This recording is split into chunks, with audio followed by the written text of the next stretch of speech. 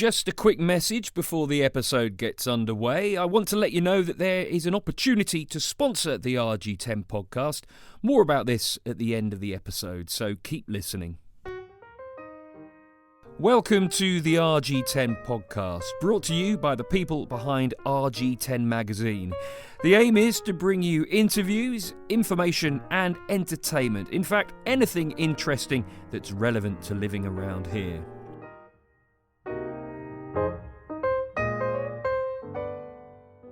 Have you heard of something called green social prescribing? If not, it's where GPs, other health and care practitioners and local agencies refer people to nature-based interventions and activities. In plain English, it's using the outdoors to help people's mental and physical health. Take, for example, Twyford Growers. Every Thursday morning between March and October at Hurst Road Allotments in Twyford, locals come together to garden. Some have been referred here and some have referred themselves. It's been going for almost 2 years now and has already received rewards from the Royal Horticultural Society for its work in supporting villagers' wellbeing. I went down to the allotments to take a look for myself. You're going to hear from Linda, someone who comes along to the Thursday meetups. But first, I spoke to Christina Hughes-Nind, who's the project leader. OK, Christina, you're now going to walk me through the allotment. Please be kind, I know absolutely nothing about gardening, so if I say, what's that blue plant there, just bear with me. So I'm going to start with that. What's that blue plant on the left as we go in? They're cornflowers and they're really beautiful. It's right at the beginning of the plot, so it catches the eye as soon as you arrive. You can see that there's several bees on it, even just as we speak. We had sown a load of tagetes, kind of marigold in front of it, because we were going for the blue stripe and the yellow stripe to make the Ukrainian flag. Unfortunately, even 2 sowings of the yellow ones, they just didn't come up. We don't know why not, so we've scrapped that, sticking with the blue, which are beautiful. And as you can see, we've just weeded this patch in front of them here, where we're going to sow a green manure. If that means anything to you. Absolutely nothing. I'm just going, okay. A green manure is started because there's a councillor. That's Rohana Abeywardana. Twyford Parish Council. I think he was the one who had the inspiration, and he got a group together of other interested and committed councillors and allotment holders, and they started this group called the Green Prescriptions on Hurst Road. It seemed natural to try and set up a green project that people could be referred to if they wanted, or refer themselves, just come along. And so we've got links with the surgery and the link worker there, and trying to build links around Twyford generally. That we're very grateful for the Parish Council's support, because the councillor and the committee persuaded Twyford Parish Council to put some money in, and Ruscombe Parish Council has also put money in, which has enabled this to happen. So it was a derelict plot when it was taken over, in a complete state, broken glass, metal, plastic, just really dangerous and horrible. And the people on the committee put a lot of work in to clear it and make it safe, and put the shed up, which is obviously really helpful for storing stuff. And then they asked me to come in and lead the sessions, as it were, and plan out the plot. And so I got involved, and we started laying it out. I think it was maybe December of 2020. So still fairly full on COVID time. And you can't get many more COVID-friendly things to do than this. You don't get more ventilation than this. This is a really good place to be, because you can choose the distance you have from other people. You can interact with them in a very safe way, or not, if you want to just go and harvest blackberries on your own, or what have you. So it works really well as a green prescriptions project, and one that people can come along to. As I say, you don't have to be prescribed or sent here by anybody else. We did a flyer drop, and some people responded to that, sort of came through the door, thought, I could come along to that, and so they do. How successful has it been? Is there ever any way of, measuring its effectiveness? Depends how you look at it. You could measure it in weight of potatoes, in which case it's been extremely successful. We've got plenty. We can offer you some this morning. But no, more seriously, measure it in the sense of the effect on wellbeing, and that's obviously something which you look at over a period of time. And last year, still with COVID restrictions and a pretty high degree of anxiety, I would say is quite normal last year and is still ongoing for a lot of people, it was very slow to build.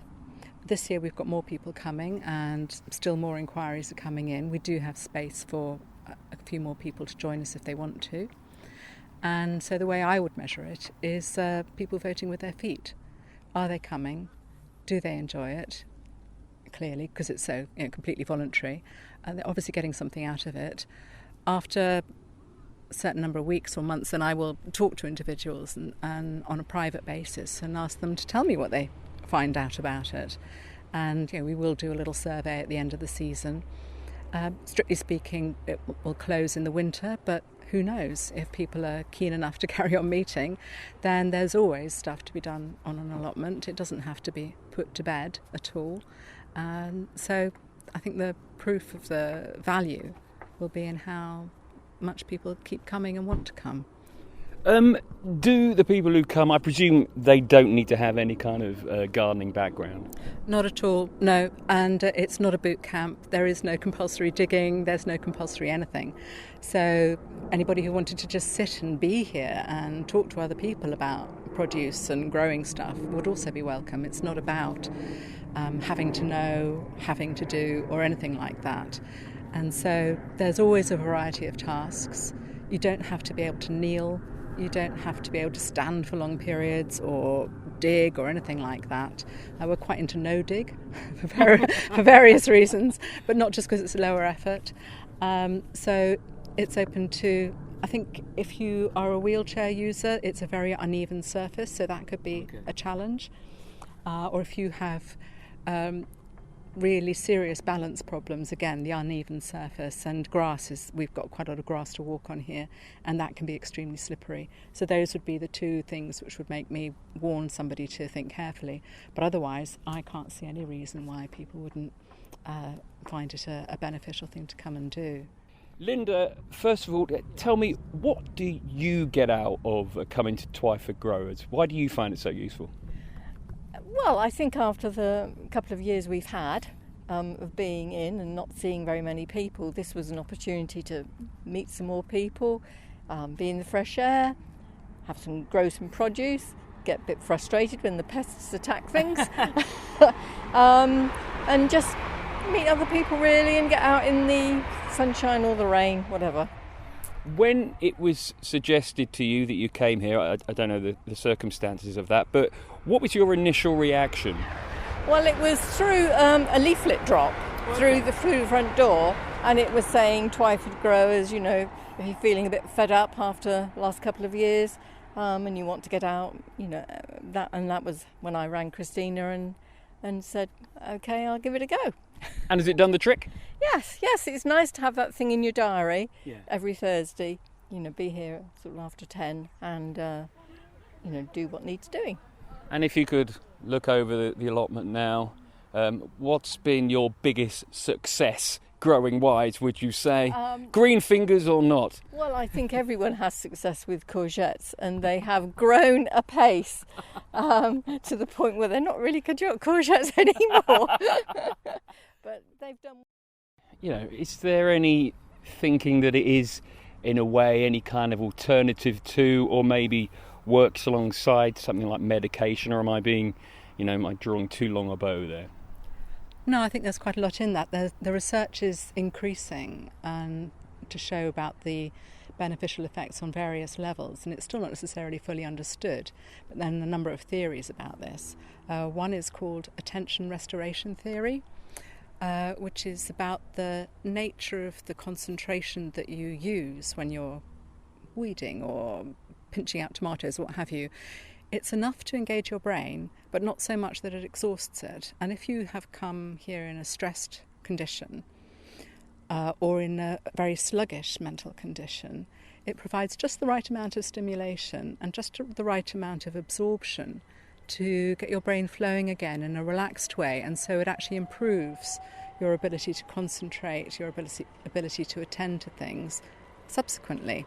And so that's one of the reasons that it's used in pure horticultural therapy contexts to help people with all sorts of learning disabilities, as well as mental health conditions, physical conditions. It can be beneficial in ways that we don't yet fully understand, as well as, there's the sort of biophilic theory that we all have an innate connection with nature, which is being lost by the way that we live. And so restoring that in itself has effects on bits of the brain that, as I say, not fully understood, but the research is piling up and is very encouraging. That was Christina Hughes-Nind, Twyford Growers project leader. Thanks so much for listening to the RG10 podcast. We're now into series 6 of the show. We've been going over 2 years. We're nearing half a century of episodes, and I'd love to give a massive thanks to our loyal local listeners. And it's because our listeners are so loyal and so local that makes us such an attractive proposition for sponsors. So if you're interested in sponsoring an episode or even the whole show, then we'd love to hear from you. Finally, if you've got any thoughts about who or what we can include in future episodes, then please do let us know via the rg10mag.com website or on any of our various social media channels. Thanks for listening and goodbye.